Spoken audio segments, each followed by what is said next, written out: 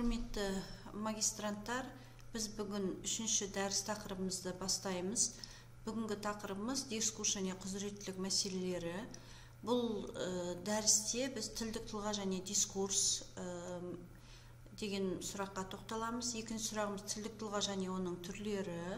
Үшінші құзыреттіліктің мәтінге және дискурсқа қатысты түрлері.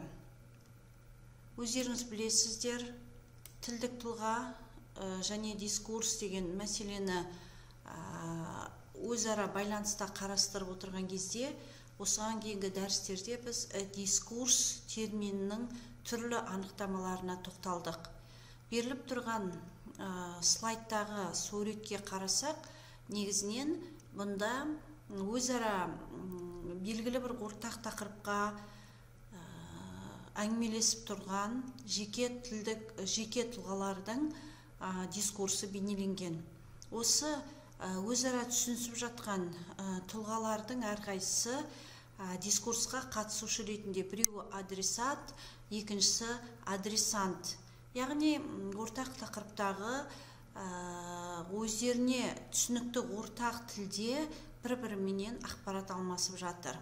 Және осы суреттің жоғарғы жағындағы сөйленген сөздердің бір-бірімен шынжырлы тізбектесуінің өзі сөз әрекетінің адамдардың әлеуметтік әрекетінің бір түрі ретінде бір-бірімен сабақтасып, өзектесіп жататындығы бейнеленген. Бұл жерде дискурстың шексіздігі деген мәселе таңбаланған, яғни адамзаттың сөйлеуі қай уақытта басталғанын және оның қай уақытта аяқталатын шегін көрсетуге болмайды. Бірақ дискурсты біз шартты түрде шектей аламыз. Ол нақты қатысушылардың нақты сөйлескен уақыты мен орнына байланысты шартты түрде шектеледі. Тілдік тұлға деген түсініктің өзі дискурсқа қатысты алған кезде, бұл дискурсқа қатысушы коммуниканттарға қатысты айтылып тұр. Бізде осыған дейінгі құрылымдық лингвистикада тілдік тұлға деп тілдің морфологиялық, фонетикалық, синтаксистік формаларында тілдік форма, тілдік тұлға деген атаумен беретінбіз. Бірақ дискурсологияда жалпы тілдік тұлға бұл коммуниканттар деген мәнмен синонимде жұмсалады. Жалпы дискурс тілдік тұлғалар арасында ғана жүзеге асады. Караулов тілдік тұлғаға қатысты өзінің еңбегінде тілдік тұлғаның сипаттамасын берген. Карауловша тілдік тұлға дегеніміз тілде көрінетін немесе тіл арқылы көрінетін, тілдік құралдар арқылы өзінің негізгі сипатын жаңартатын немесе қайта құратын тұлғаны айтады. Тілде көрінетін немесе тіл арқылы көрінетін деген тіркеске көңіл аударғанымыз дұрыс. Өйткені тілдік тұлға деп бұл жерде өзі сөйлесу кезінде өзінің білімі мен деңгейін, өзінің коммуникативтік ниетін ашық танытатын тілдік тұлғаларда бұл жерде ескерілген. Сонымен қатар тілде көрінетін деген бұл мысалға көркем әдебиеттің кейіпкерлері мәтін ішінде көрінеді. Яғни әдеби шығарманың сюжеті кезінде олардың кейіпкерлерінің сөзі арқылы көрінеді. Бұл жерде де тілдік тұлға, бұл тілде көрінетін тілдік тұлға дегенде мысалға көркем әдебиеттің кейіпкерлерінің сөзін алуға болады. Және тілдік тұлға дегеніміз бұл тілдік құралдар арқылы өзінің негізгі сипатын жаңартатын, қайта құратын тұлға дейді. Яғни тіл арқылы көрінетін, яғни сөз саптау арқылы өзінің негізгі сипатын жаңарта алады, байыта алады және ол өзінің қайта құра алады. Карауловтың тілдік тұлғаға қатысты айтқан пікірлерінің бірінде мынандай тұжырым бар. Әр мәтіннің артында тілдік жүйені игерген тілдік тұлға тұрады дейді. Яғни сөйлесу әрекетіне түсу үшін, сөз әрекетін түзу үшін тілдік тұлға өзі сөйлесетін тілдің тілдік жүйесін, заңдылықтарын түгел игерген жағдайда ғана ол сәтті коммуникацияға түсе алады. Сондықтан тілдік тұлға тек тілдің ғана субъектісі ғана болып табылмайды, ол адресат пен адресат ретінде сөздің де, сөз деп отырған бұл жерде реч және дискурстың да субъектісі бола алады. Сонда біз тіл, сөз және дискурс деген үш тағанға қатысты үшеуінде де тілдік тұлғаның тікелей әрекетіне байлаулы екендігін көреміз. Сондай-ақ Карауловтың тілдік тұлғаға қатысты пікірлерінің ішінде көңіл аударатын тағы бір сипаттама берілген. Бұл сипаттың негізгі мазмұны мынаған саяды: нақты мақсатты бағдарымен, шындықты дәл әрі терең бейнелеуімен, құрылымдық тілдік күрделілік деңгейімен, айрықшаланатын сөз туындыларын, яғни мәтіндерді қабылдау мен түзу қабілеттілігінің жиынтығы дейді. Тілдік тұлға бұл қабілеттер жиынтығы, оның ішінде де сөз әрекетін қабылдау және оны түзу қабілеттілігінің жиынтығы. Осындай тілдік тұлғаға берілген сипаттамаларды басшылыққа ала отырып, біз дискурстың тілдік тұлғалардың арасында жүретіндігін назарға алып, тіл мен тілдік тұлға және дискурс өзара тығыз байланыста болады деп есептейміз. Және тілді игерудің өзі де дискурс арқылы жүзеге асады. Мысалға, жас кезінде бала, ол тілі шыққан кезде қандай әлеуметтік ортада өсті, сол әлеуметтік ортаның тіліндегі бар сөздік қорды, сондағы айтылатын негізгі грамматикалық құрылымдарды өз ортасына сай игереді. Тілдік тұлға деген терминнің негізгі ғылыми айналысқа түсірген Виноградов болатын болса, тілдік тұлға теориясын қалыптастырған Караулов деп есептеледі. Карауловтың тұжырымдауынша, тілдік тұлғада әлемді танудың ұлттық сипатын көрсететін лексикалық база болады. Сонымен бірге сөз әрекетінің ұлттық мәдени уәжімен анықталатын тұрақты коммуникативтік сипатымен ерекшеленеді. Тілдік тұлғаның жалпы ұлттық ерекшеліктері көрінеді дейді. Бұл жерде біз Карауловтың тұжырымындағы әлемді танудың ұлттық сипатын көрсететін лексикалық база болады дегенге көңіл аударғымыз келеді.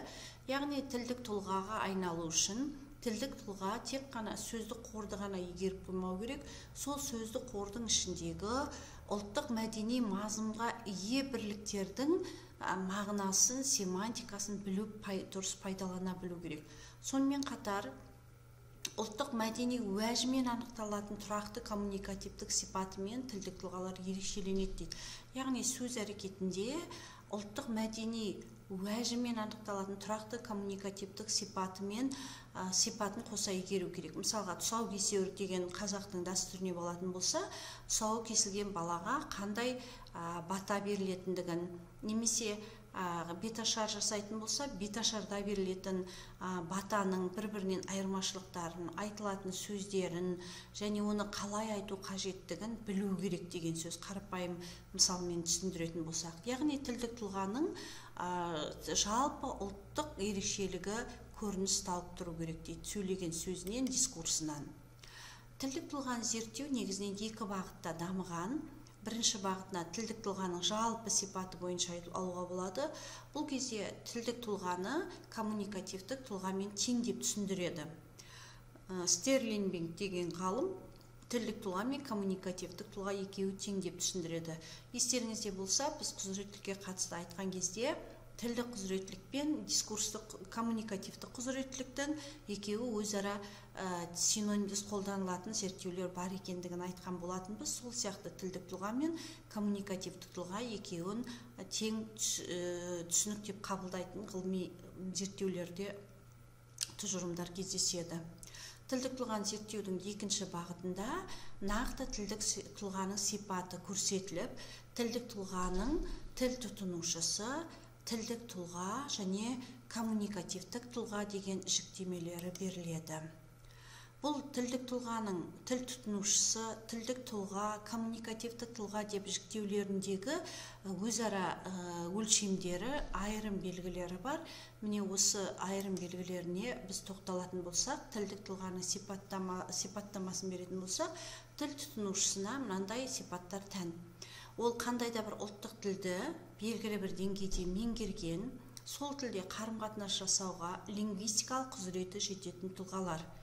Лингвистикалық құзырет дегенде қандай да бір тілдің жазуын жаза алатын, сөздерін оқи алатын, дыбыстарды айта алатын, сөз тіркестерін, сөйлемдерді сол тілдің заңдылықтарына сәйкес құрай алатын құзыреттілік жатады. Міне осындай сипат бұл тіл тұтынушысына тән болып саналады. Мысалға, орыс тілін меңгереміз біз, ағылшын тілін немесе неміс тілдерін меңгереміз. Яғни олардың белгілі бір қанша дыбысы бар, ол дыбыстарды таңбалайтын қанша әрпі бар, қандай заңдылықтары бар, орфографиялық заңдылықтары, орфоэпиялық заңдылықтары, немесе сөздердің қандай мағынада көп мағынаға ие болатындығы, оларды қалай жататындығы деген заңдылықтарды меңгерсек, біз лингвистикалық құзыреттілікке ие боламыз. Ал тілдік тұлға деп отырғанымыз, бұл тіл тұтынушысының бойындағы лингвистикалық құзыретке қоса, өзі тұтынатын тіліндегі мәдени семантиканы, мәнділікті жете меңгерген тіл тұтынушысын айтады. Яғни тіл тұтынушысы бір лингвистикалық оқып, түсініп, жазып, айта алып қана қоймай, сол тілдегі мәдени мазмұнға ие бірліктердің мәнін, ұлттық мәдениеттің сөздегі түсінігін дұрыс қабылдап және оны дұрыс қолдана алатын болса, бұл тіл тұтынушысын тілдік тұлға деңгейіндегі тіл тұтынушысы деп атаймыз. Мысалға, ағылшын тілін білетін, оқып жаза алатын, түсіне алатын тұлға, бұл ағылшын тілі үшін тіл тұтынушысы болуы мүмкін, бірақ ол өзінің ана тілінде, мысалы қазақ тілінде немесе орыс тілінде ол тілдік тұлға болуы мүмкін. Өйткені ол ағылшын тіліндегі барлық мәдени мазмұнға ие бірліктерді білмеуі мүмкін, ал өзінің ана тіліндегі мәдени семантиканы, мәнділікті тіл бірлігіндегі толық меңгереді. Сондықтан тіл тұтынушысы ол тілдік тұлға деңгейіне жету үшін лингвистикалық құзыреттіліктен басқа сол тілдің мәдени семантикасын, мәнділігін жете меңгерген болу керек. Одан кейін коммуникативтік тұлға деген тұлғаның түрі бар. Тілдік тұлғаның оның сипаттамасы былай беріледі. Тілдің коммуникативтік жағдаятқа сай келетін функционалдық ерекшеліктеріне тән нормалары мен қарым-қатынастың прагматикасына тән нормаларды жете меңгерген, пайдалану дағдысы қалыптасқан тұлғалар.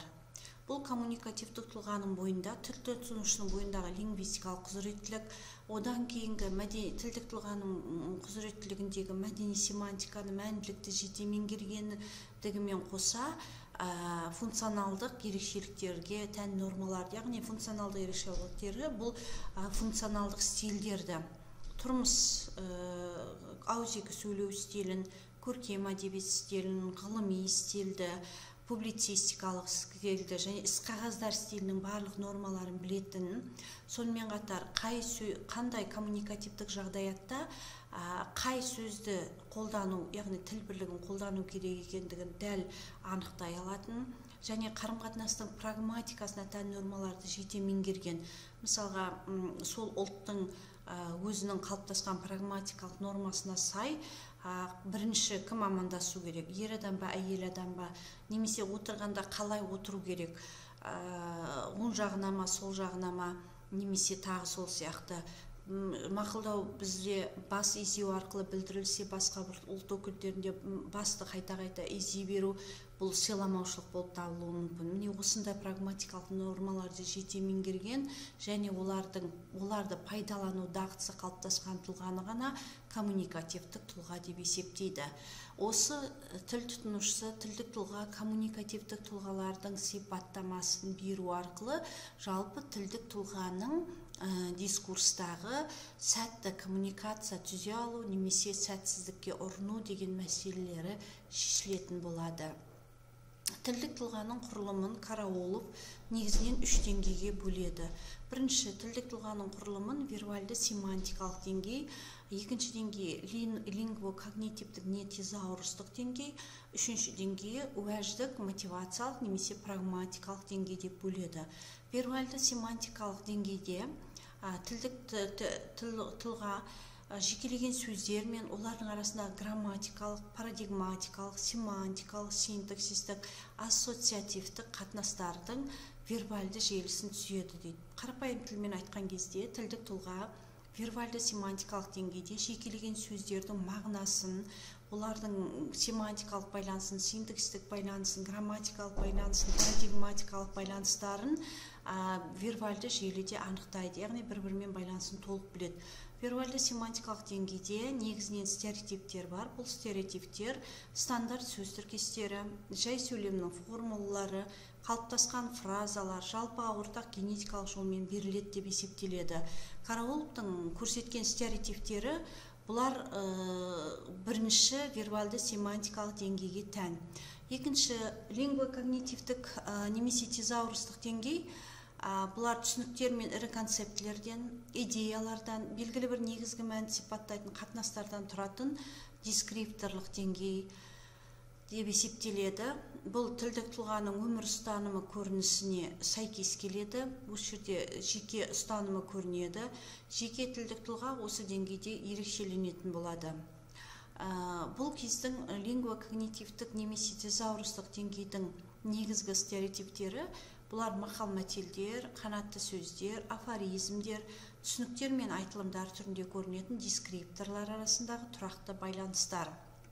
Вербальды семантикалық деңгейде қарапайым жеке стандартты сөз тіркестері, жай сөйлем формулалар игерілген болса, лингвокогнитивтік немесе тезаурустық деңгейде мақал-мәтелдер, қанатты сөздер, афоризмдер, түсініктер мен айтылымдар көрінеді. Ал үшінші деңгей уәжді мотивациялық немесе прагматикалық деңгей. Бұл деңгейдің сипаты тілдік тұлғаның индивидуалдылығы толығынан көрінеді. Тұлғаның коммуникативтік әрекеттік қажеттілігі алға шығады. Не үшін коммуникация жасап тұрғандығын, не мақсат көздеп тұрғандығын, сөйлесуші тараптың қандай ұстанымменен қарым-қатынас жасауы түрде түсінеді. Оған мыналар жатқызуға болады. Өз ойын айтуға ұмтылады үнемі. Жазбаша мәтін арқылы реципиентке әсер етуге ұмтылады және ақпарат алу ниетін анық білдіреді, қоғамдық қажеттілігін негізде алады. Стереотиптері уәжді мотивациялық немесе прагматикалық деңгейдің. Бұл мәдени прецедентті мәтін символдары немесе бейнелері. Прецедентті мәтіндер деп отырған бұл ұрпақ аралық тасымалданатын мәтіндер. Яғни белгілі бір ертегілер, мифтер, аңыздар. Мысалы, Қорқыт ата дейміз, Қожанасыр, немесе Алдар көсе дейміз, Ұмай-ана дейміз, тағы сол сияқты. Енді тілдік тұлғаның құрылымы мен жалпы дискурс екеуі қалай байланысады? Біз мына көрсетілген таблицада тілдік тұлға құрылымы мен дискурстың қиылысу нүктелерін көрсеткен болатынбыз. Лингвокогнитивтік деңгейдегі бірлік бұл түсінік пен идея болатын болса, концепті болатын болса, дискурста осы түсінік, идея, концепт бұл терминдер айтылады. Дискурстың семантикалық бірлігі болып түсінік қалыптасады және де түсінік дискурстың құрамындағы бірлік болып саналады. Сол сияқты дискурстық бірлікке концепт жатқызылады. Барлық деңгейде де көрінетін стереотиптер бұл дискурстың құрамында бекітіледі. Концепт көмегімен дискурс негізіндегі когнитивті құрылымдар танылады, белгілі бір деңгейде олар бекітіледі. Коммуникативтік әрекеттік қажеттілік бұл уәждік деңгейдің бірлігі болып саналса, тілдік тұлға құрылымында дискурста бұл дискурстың топегімен сай түседі немесе концептілік қызмет атқарады. Ал мәдени прецеденттік мәтін бейнелері мен символдар бұлар уәждік деңгей стереотип болып саналады, дискурс бойында көрінеді.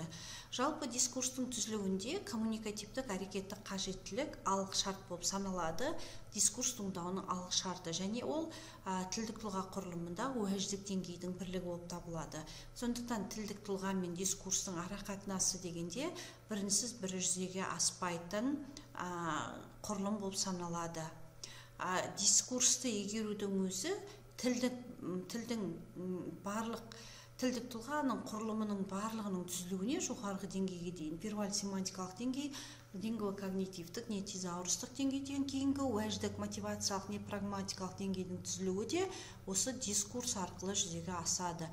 Тілді игеруде дискурста жүзеге асады және тілдік тұлғаның барлық деңгейінің толық қалыптасуына да дискурс мүмкіндік жасайды. Назарларыңызға рахмет.